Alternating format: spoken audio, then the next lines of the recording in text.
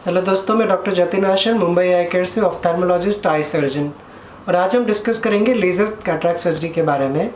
और laser cataract surgery क्या होती है, उसके कुछ मिथ्स और फैक्ट्स के बारे में आज हम डिस्कस करेंगे।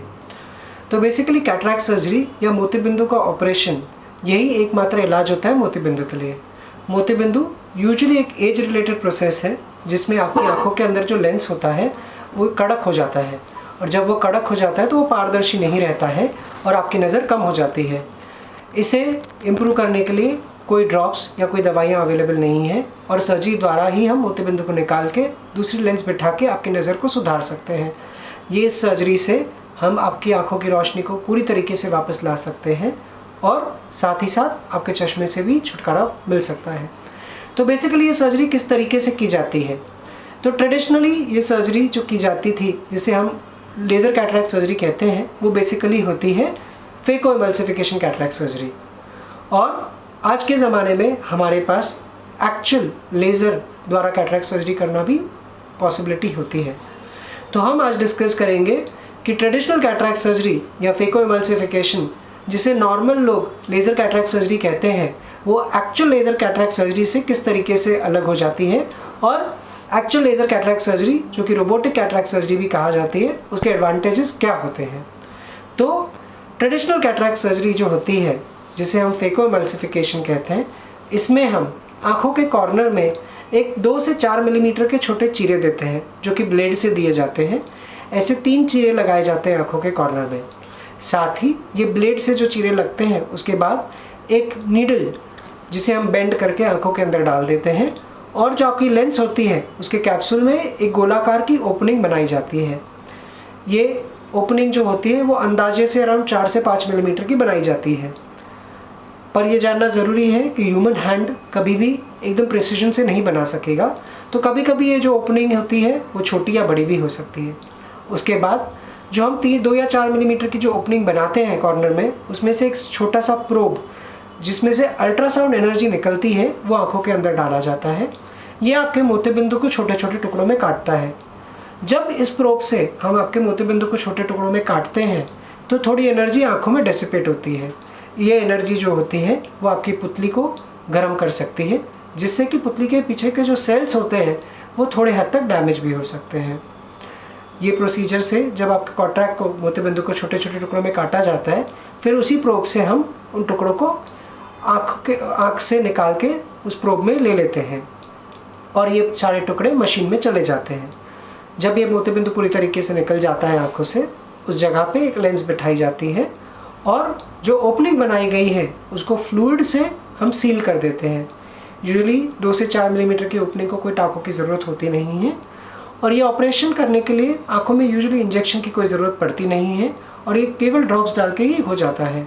सो ये हो जाता है आपका ट्रेडिशनल कैटरैक्ट सर्जरी या फेको एमल्सिफिकेशन। अब हम डिस्कस करेंगे एक्चुअल लेज़र कैटरैक्ट सर्जरी के बारे में। सो जो लेज़र कैटरैक्ट सर्जरी होती है, ये basically computer guided cataract surgery होती है। इसमें एक स्पेशल कोन जो होता है वो आपकी आंखों पे आके बैठाते हैं। ये कोन आपकी आंखों की एक इमेज बनाती है, जिसमें कि आपकी पुतली की इमेज हो जाती है, और आपकी लेंस की भी एक इमेज आ जाती है। उसके बाद आप एक्चुअल सर्जरी की प्लानिंग कर सकते हैं, जिसमें कि आंखों में जो ओपनिंग बनानी है, जिसे हम इंसिजन कहते हैं, वो किस प्रकार का होगा, जैसे कि बाईप्लेनर या ट्राईप्लेनर जो होता है, वो हम प्लान कर सकते हैं। इसकी एग्जैक्ट पोजीशन कहाँ होगी वो हम प्लान कर सकते हैं। ये कितना लंबाई और चौड़ाई में कितना ज़्यादा होगा वो भी प्लान हो सकता है। और जैसे हम प्लान करते हैं उसी तरीके से ये एकदम प्रिसाइजली इंसिजन बन जाता है।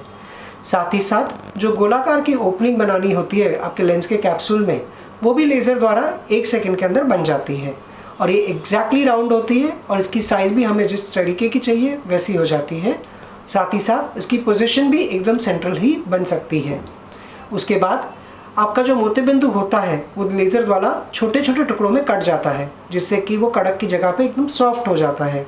ये सॉफ्ट हो जाने के बाद आपके जो इंसिजन्स हैं वो भी सेल्फ सीलिंग बन जाते हैं, और ओपनिंग भी सेंट्रल हो जाती है, और जो न्यूक्लियस छोटा हो जाता है, तो इस स्पेशल प्रोब से हम इसको सक कर लेते हैं। ये करने के टाइम पे एनर्जी की रिक्वायरमेंट बहुत ही कम होती है, जिससे कि आँखों के दूसरे स्ट्रक्चर्स, जैसे कि आपकी पुतली, लेंस के जोन्यूल्स, इनके ऊपर प्रेशर नहीं पड़ता है, और उसकी वजह से रिकवरी बहुत ही जल्दी हो जाती है। ये प्रक्रिया के बाद आँखों के अंदर लेंस बिठाया जाता है और यूजुअली ये जो इंसिजन्स होते हैं या जो चीरे होते हैं उन्हें सील करने की ज़रूरत नहीं पड़ती है, ये अपने आप ही बंद हो जाते हैं। ये पूरी सर्जरी काफ़ी फास्ट हो जाती है और उससे ज़्यादा सबसे बड़ा एडवांटेज ये हो जाता है कि ये बहुत ही एक्यूरेट होती है। एक्यूरेसी के मामले में आपकी नॉर्मल ट्रेडिशनल कैटरैक्ट सर्जरी से ये 10 गुना ज़्यादा एक्यूरेट हो जाती है। आपके जो इंसिजन्स होते हैं, आपके नॉर्मल जो ब्लेड से बनाए गए इंसिजन्स होते हैं उससे जो लेज़र से बनाए हुए इंसिजन होते हैं, उनकी साइज़, उनकी पोजीशन बहुत ही ज़्यादा एक्यूरेट होती है, जिससे कि आपकी आँखों में सिलिंड्रिकल नंबर आने के चांसेस बहुत हद तक कम हो जाते हैं। साथ ही साथ ये इंसिजन जो होते हैं वो सेल्फ सीलिंग होते हैं, मतलब उन्हें ना कोई टाँके की ज़रूरत पड़ती है, ना उन्हें क्लोज़ करने के लिए कोई स्पेशल फ्लूइड की ज़रूरत पड़ती है, जिससे कि ये बंद अपने आप हो जाते हैं और इसमें इन्फेक्शन के चांसेस बहुत ही कम हो जाते हैं। सबसे बड़ा एडवांटेज ये है कि ये जो सर्जरी होती है ये इमेज गाइडेड होती है, मतलब कंप्लीटली अंडर कंट्रोल होती है और कंप्यूटराइज्ड होती है, मतलब इसमें कोई भी ह्यूमन एरर के चांसेस चले जाते हैं।